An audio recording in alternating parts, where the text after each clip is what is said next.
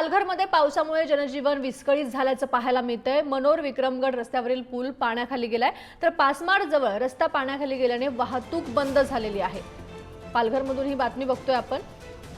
पालघरमध्ये मुसळधार पाऊस सुरू आहे आणि यामुळे रस्ते पाण्याखाली गेल्याचं पाहायला मिळतंय, तर पासमाड जवळ रस्ता पाण्याखाली गेल्याने वाहतूक बंद आहे।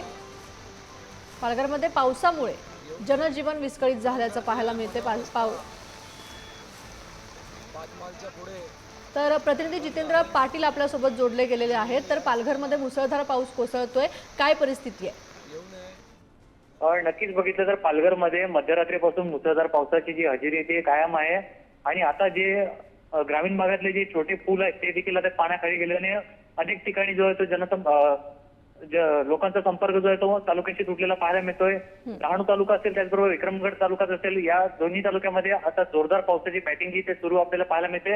हवामान खात्याकडून आज पालघर जिल्ह्यासाठी ऑरेंज अलर्ट जो आहे तो जारी करण्यात आलेला आहे आणि अनेक सखल भागात देखील आता मोठ्या प्रमाणात पाणी साचल्याने जनजीवन जे ते विस्कळीत झालेलं आपल्याला पाहायला मिळते। जितेंद्र, नक्कीच तुमच्याकडून अपडेट घेत राहू। तुर्तास धन्यवाद तुम्ही दिलेल्या माहितीसाठी।